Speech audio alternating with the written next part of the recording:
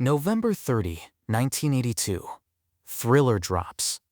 Within weeks, everyone thinks they know everything about the album. The videos, the sales records, the Grammy sweep. It's all documented, analyzed, celebrated. But here's the thing about the most famous album in history. The public story is just the surface. Behind those 9 tracks are production decisions so bizarre, last-minute choices so reckless, and recording techniques so unconventional that even hardcore fans who've read every interview and watched every documentary don't know the full truth. This is about the facts that didn't make it into the official story. The weird technical choices, the panicked phone calls, the accidental innovations, and the decisions made at 3 in the morning that permanently shaped pop music. 10 facts about Thriller that prove the greatest album ever made was also one of the strangest. Let's start with something that sounds completely made up, but is absolutely true. Number 10. Michael Jackson recorded the entire album in complete darkness. When engineer Bruce Swedien talks about recording Thriller, he always mentions one detail that stops people cold. Michael Jackson hated light during recording sessions. Not dim light, not soft light. He wanted total darkness. Every vocal track, every overdub, every take, recorded with the studio lights completely off. Swedien explained the reasoning in a 2009 interview. "We always recorded with Michael in the dark. He hated light.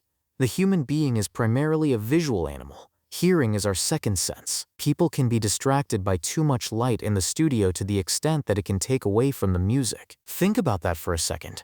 Westlake Recording Studios in Los Angeles, one of the most expensive, state-of-the-art facilities in the world, and they're conducting sessions in pitch blackness because Michael Jackson performs better when he can't see anything. This wasn't just a quirk. It was Michael's deliberate strategy to eliminate visual distraction and force complete focus on sound. When you can't see the microphone, the engineer, the booth, when it's just you and the music, your hearing sharpens. Every nuance in the track becomes more obvious. Every vocal choice becomes more intentional. Michael understood that vision dominates human perception, so he removed it entirely. The engineers had to adapt. They memorized console layouts, operated equipment by feel, used tiny flashlights when absolutely necessary, but quickly turned them off. Swedien said it felt like recording in a sensory deprivation chamber, and the results speak for themselves.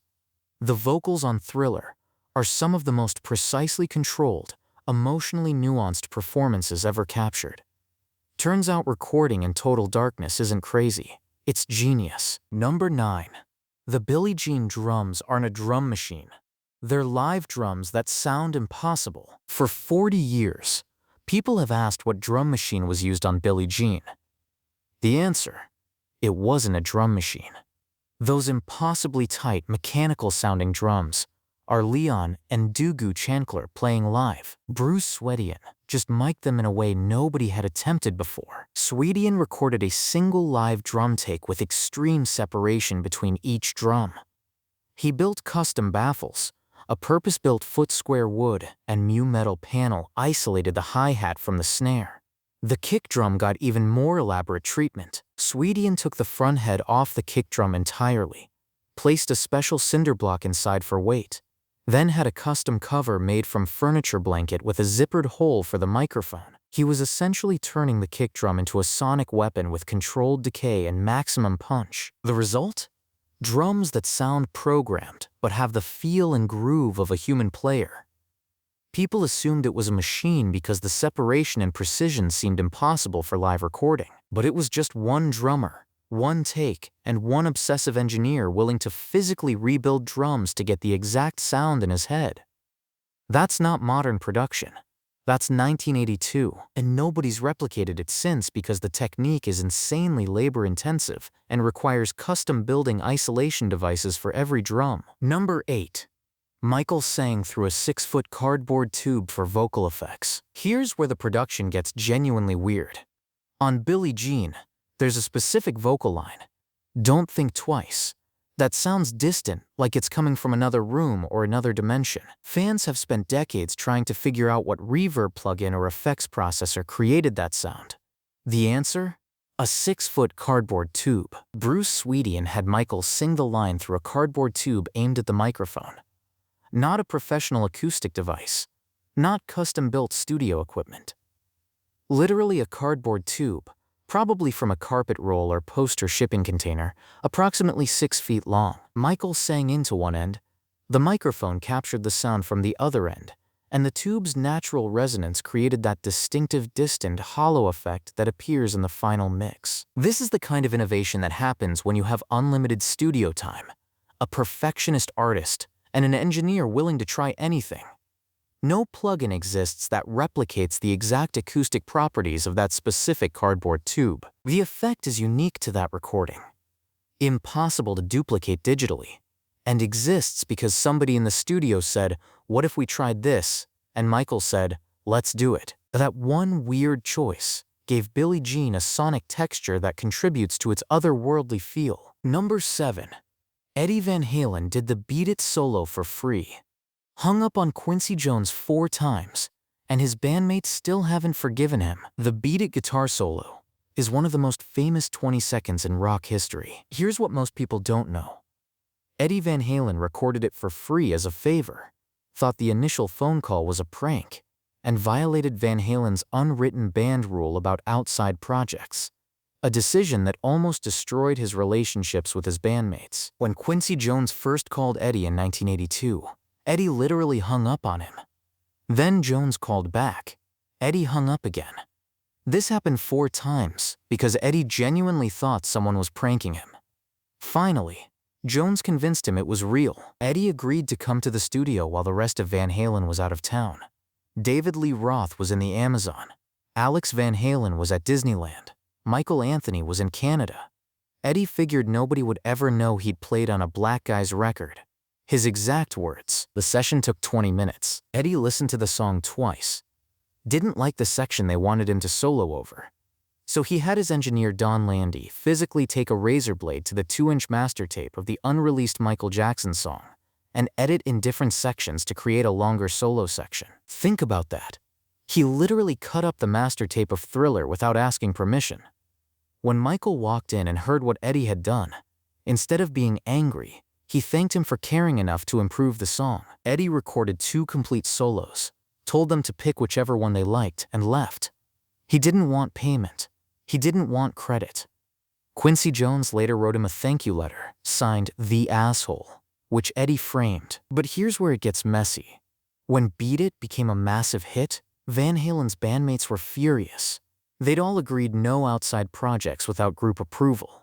Eddie had violated that agreement. Worse, Van Halen's 1984 album was climbing toward number 1 when Michael Jackson burned his hair in the Pepsi commercial. Media coverage spiked, and Thriller jumped back to number 1, keeping Van Halen's album at number 2. Alex Van Halen later told producer Thomas Dolby, "Last time we let Eddie do that, he did a solo on that little fucker Michael Jackson's record. That was the only reason 1984 got stuck at number 2. The resentment lasted years. Eddie never got royalties, never got a songwriting credit despite rearranging the song structure, and caught hell from his band for doing the favor. But he called it one of the fondest memories of his career. When he died in 2020, he still considered it an honor to have been part of Thriller. The approach did fundamentally affect Thriller's sound. Having that many tracks allowed Swedien to record every source in stereo, isolate instruments completely, and layer elements without compromises.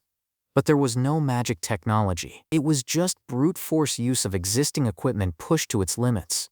Swedien branded it with an impressive name, and fans spent decades thinking it was something revolutionary when it was just smart engineering. The myth persisted because Swedien used the same Shure-S M7 microphone, serial number 232, for all of Michael's lead vocals, a Nave 1084 preamp, and EMT 250 reverb. Those specific pieces created Thriller's vocal sound. But the Acusonic recording process was marketing that became legend. Number 1. 2 Facts of Life actresses sang on PYT, and neither was credited. Here's the most obscure fact on this list, one that even hardcore fans discovered only recently. On PYT, Pretty Young Thing, the backing vocals credited to Janet Jackson LaToya Jackson, Becky Lopez, and Bunny Hull actually also include 2 uncredited stars from the hit TV show The Facts of Life: Mindy Cohn, who played Natalie Green, and Kim Fields, who played Tootie. In July 2020, Mindy Cohn revealed on social media that she'd participated in the recording session. Janet Jackson, who was friends with the actresses, invited them to come listen to the Thriller sessions at Westlake Studios. When they arrived, Quincy Jones was recording the PYT backing vocals. On a whim, Jones put Cohn and Fields on the microphone, along with Janet, to sing the na na na parts and the children's voices at the end of the track. Cohn later said, "Me and Janet, and I'm the kids at the end too. We went to listen to the record, and Quincy Jones put us on the mic." She posted a photograph from the session showing herself, Kim Fields, Michael Jackson, Janet Jackson, Quincy Jones, and James Ingram all together in the studio. Neither Cohn nor Fields received credit on the album. Their vocals are mixed into the backing vocal group, indistinguishable from the credited singers. They participated in one of the best-selling albums in history, and for nearly 40 years, almost nobody knew. It was just a fun, spontaneous moment during recording. But it means 2 sitcom stars from The Facts of Life are technically on Thriller. This reveals something important about Thriller's recording process. It wasn't rigid or overly planned.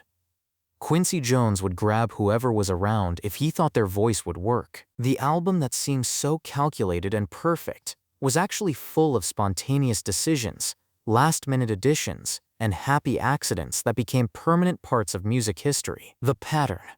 Thriller was weirder than anyone remembers. What these 10 facts reveal is that Thriller wasn't created through careful, methodical, professional recording techniques. It was made through bizarre choices, last-minute panic, violated band agreements, flat-out lucky guesses, and decisions that nobody would recommend as best practices. Recording in total darkness. Using cardboard tubes for vocal effects. Letting a guest guitarist cut up your master tape with a razor blade. Writing crucial lyrics in a taxi. Recording 2 albums simultaneously. Putting random TV actresses on backing vocals without crediting them. These aren't industry-standard procedures. They're controlled chaos that somehow resulted in perfection. The official story of Thriller is Quincy Jones's meticulous production, Michael Jackson's artistic vision, and state-of-the-art recording techniques creating a flawless masterpiece. The real story is an engineer who puts cinder blocks in kick drums, a guitarist who hangs up on the producer 4 times, and a songwriter writing horror poetry in traffic on the way to the studio. It's professional musicians working in complete darkness because the artist prefers it that way. It's accepting $20,000 instead of percentage points.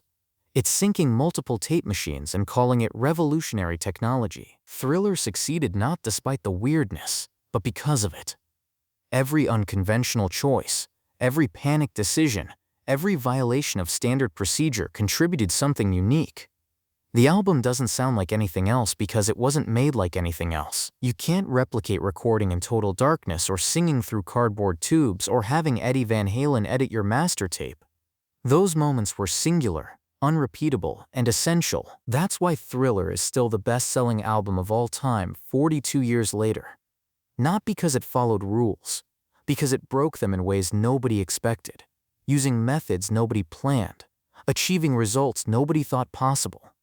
The greatest album ever made was also one of the strangest, and now you know why. Number 6.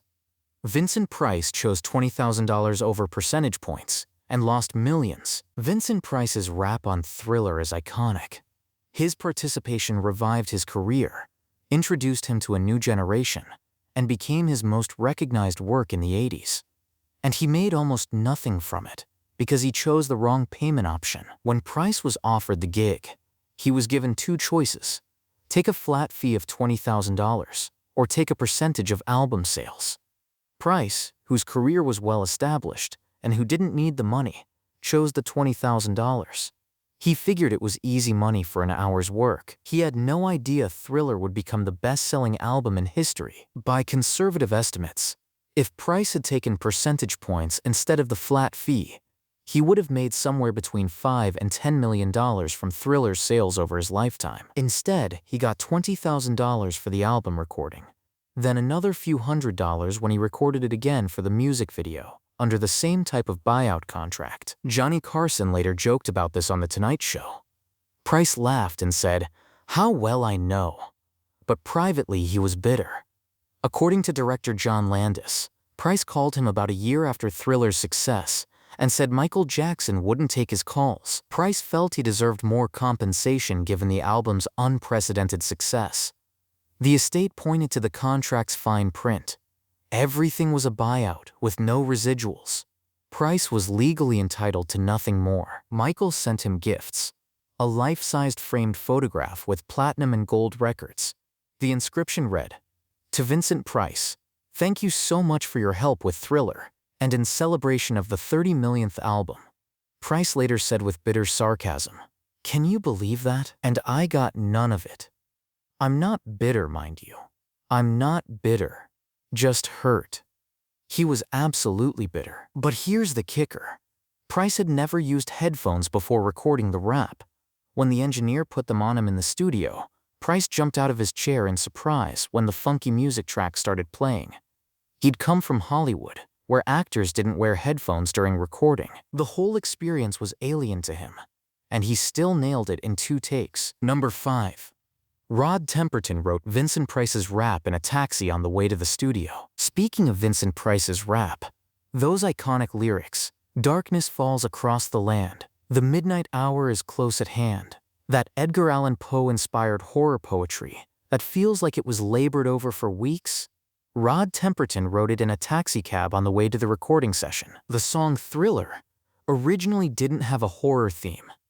Temperton's initial title was Starlight, with the hook "Starlight, Starlight Sun." Michael Jackson's interest in horror movies led Temperton to reconceptualize the song with a theatrical, dramatic horror arrangement. Once they decided to add a spoken word section, Quincy Jones suggested getting somebody famous in the horror genre to perform it. Peggy Lipton, who was married to Jones and knew Vincent Price personally, suggested him. Price agreed, but nobody had written the actual words Price would speak. The recording session was scheduled. Price was on his way, and the rap didn't exist yet. Temperton, under intense pressure, wrote the entire thing in a taxi on the way to the studio. He arrived, handed Price the script, and Price performed it immediately in 2 takes.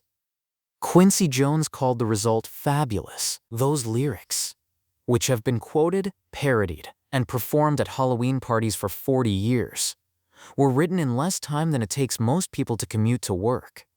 That's not careful craftsmanship.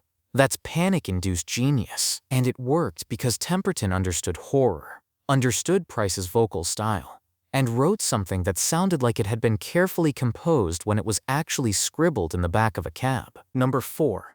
Thriller and the E.T. soundtrack were recorded simultaneously in the same studio. Here's something that sounds like internet mythology but is completely true.